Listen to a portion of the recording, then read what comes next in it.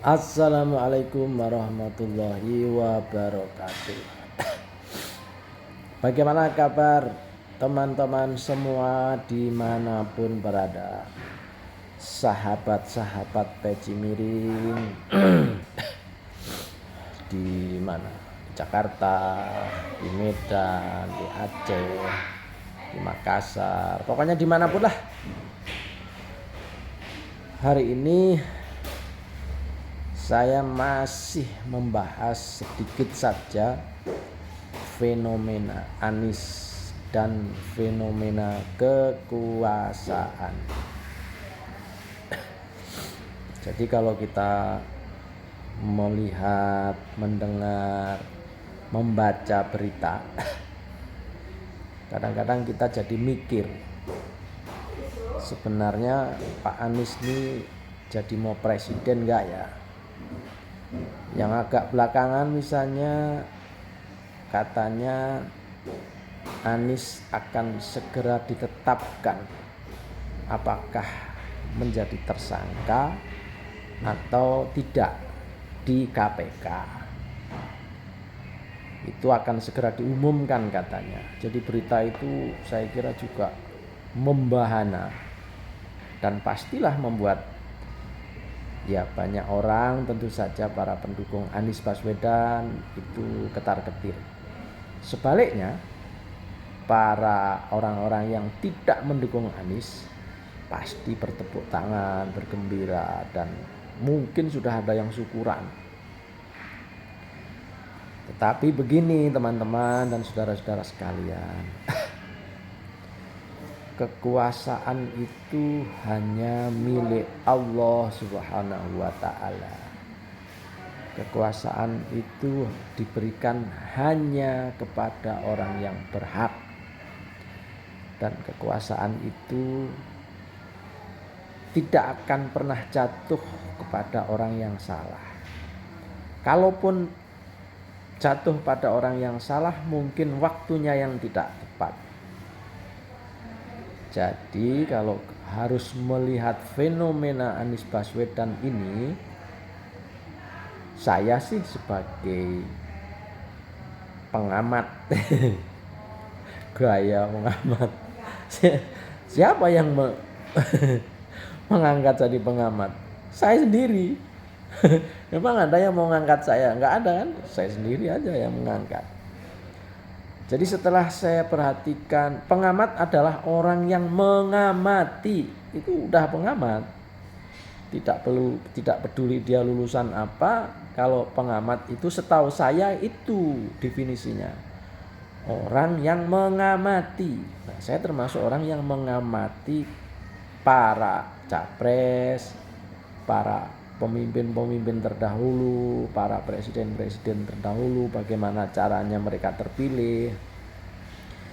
Saya termasuk pengamat partai mana yang menang, partai mana yang kalah, terus bagaimana partai itu ternyata atau kekuasaan itu ternyata hanya gantian saja. Kalau dulu Golkar, kemudian ganti Demokrat, kemudian ganti PDI Perjuangan. Nah, maksudnya partai yang berkuasa. Nah, nanti setelah itu juga akan gantian lagi. Setelah PDIP mungkin akan bergeser atau berganti ke partai Nasdem atau PKS atau siapalah. Jadi itu amatan saya. Jadi di Indonesia itu ternyata partai itu hanya gantian saja, presiden juga gantian saja. Jadi nggak mungkin ini misalnya Pak Jokowi 2 periode kemudian Pak Jokowi lagi, nggak mungkin. Begitu pula PDI Perjuangan. PDI Perjuangan ini sudah 2 periode. Saya mengamati, nah ini boleh percaya boleh tidak, saya mengamati sepertinya akan bergeser ke partai lain di luar PDI Perjuangan. Tentu bukan Golkar, bukan.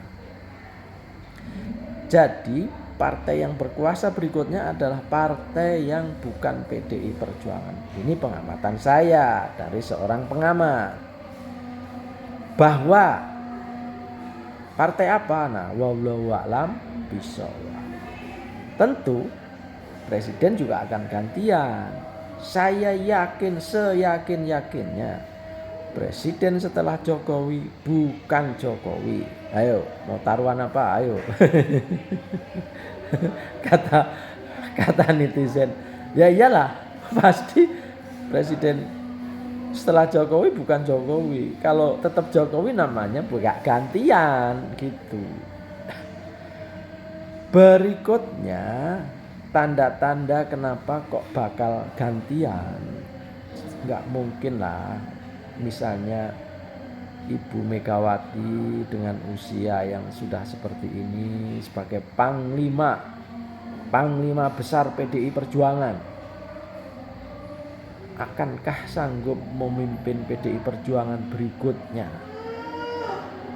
Kecuali kalau pemimpin PDI Perjuangan berikutnya digantikan oleh panglima yang muda, milenial, pengalamannya jago, dan seterusnya dan seterusnya. Nampaknya sampai hari ini pun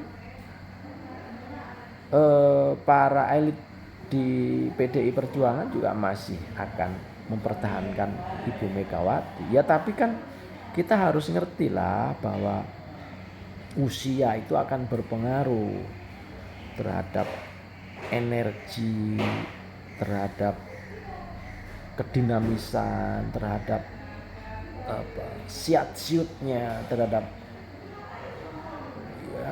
menghadapi tantangan yang luar biasa untuk generasi akan datang ini. Setidaknya sampai 2024 ini kan perubahan zaman sudah sangat luar biasa, sementara barangkali mohon maaf Ibu Mega masih menggunakan cara-cara lama. Bahkan ada pengajian saja Bu Mega agak heran, kenapa ya orang-orang ibu-ibu kok ikut pengajian? Loh. Ngeri nih. Jadi zaman sudah berubah, Ibu Mega masih menggunakan mindset lama. Mungkin informasi sebaru apapun tidak mudah diterima oleh Ibu Mega karena usia. Ya panglima perang nggak bisa lah terus menerus, kan ada zaman yang berbeda, senjata yang berbeda, lawan yang berbeda.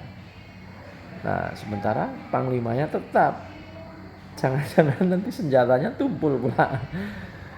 Jadi ya ini sebuah perumpamaan. Jadi ini kita logika alamiah saja. Nah saya kira kalau PDI ingin berkuasa lagi, ya pemimpin tertingginya harus yang lebih agresif, lebih apresiatif terhadap perubahan zaman, karena tantangannya udah sangat berbeda dengan ini. Ada namanya generasi Z. Jadi generasi yang saya pribadi ya, saya aja walaupun belum tua-tua amat ya, amat aja belum tua. Nama saya Ahmad. Ahmad Bahar. Jadi walaupun ya pastilah tantangan itu sangat beda gitu ya. Nah, sementara saya tidak tahu ya kenapa Ibu Megawati itu tetap dipertahankan, tetap keramat, tetap ya memang harismanya punya lah Bu Mega itu. Hanya apakah berperang menghadapi tantangan yang besar dalam kepolitikan, sosial, ekonomi, kemasyarakatan dan keagamaan di masa mendatang itu, mindset Ibu Megawati apakah masih kuat, masih bisa kenyal menghadapi semua itu. Jadi saya kira inilah tantangan untuk PDI Perjuangan, dan tantangan ini saya kira semuanya kebetulan dijawab oleh fenomena Anies Baswedan. Nah, harapan masyarakat sebagian ada perubahan, tapi sebagian memang masih terus mempertahankan status quo atau mempertahankan kekuasaan yang ada ini. Ya memang simbol-simbol dalam tanda kutip simbol-simbol mulai adanya kerapuhan dan mulai adanya saling injek antar elit di PDIP juga pelan-pelan mulai kelihatan, dan itu mungkin ya tanda-tanda bahwa memang harus bergantian para penguasa di partai ini. Ya, saya memberikan opini seperti ini tentu bukan untuk menakut-nakuti, bukan. Justru bagaimana PDI Perjuangan juga harus mempersiapkan diri lebih matang lagi untuk menghadapi masa depan yang terus berubah ini. Dan ada baiknya jajaran elit juga sudah antisipasi dengan berbagai hal, sehingga syukur-syukur PDI tetap berkuasa dan bisa mengalahkan apa yang orang-orang lagi ramai dibicarakan soal Anies Baswedan ini. Jadi saya kira opini saya hari ini seperti itu. Nah, bagaimana gonjang-ganjing tentang Anies jadi ditetapkan jadi tersangka atau sebaliknya, nah ini saya kira terus perlu diamati, dan saya akan menjadi saksi, menjadi bagian dari sejarah. Moga-moga apa yang saya sampaikan ini juga bisa dicerna oleh siapapun. Artinya begini, bagi pendukung Anies, tetaplah berjuang, tetaplah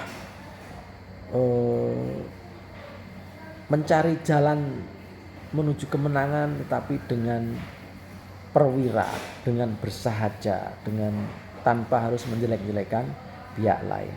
Begitu pula bagi PDI Perjuangan yang sekarang lagi berkuasa, teruslah mencari celah untuk memenangkan calon dari PDI Perjuangan juga. Dan bagaimana silahkan Anies digempur habis-habisan. Carilah senjata yang paling ampuh, carilah cara yang jitu untuk mengalahkan perubahan itu sendiri. Nah, jadi tetapi saya usul semuanya bertarung dengan fair, semua bertarung dengan kebaikan, jangan saling menghujat, jangan saling menjelek-jelekan. Mari terus berprestasi, tunjukkan kebaikan agar rakyat menirunya. Pilihlah pemimpin yang menurut kalian paling hebat dan tentu saja paling pas untuk 2024 dan kedepannya. Saya kira fenomena Anies adalah fenomena ketar-ketir juga. Tapi saya yakin asalkan semua baik-baik, jangan saling menjelekkan, saya kok optimis Indonesia akan makin baik siapapun pemimpinnya. Saya Peci Miring Ahmad Bahar, moga-moga opini ini bermanfaat. Assalamualaikum warahmatullahi wabarakatuh.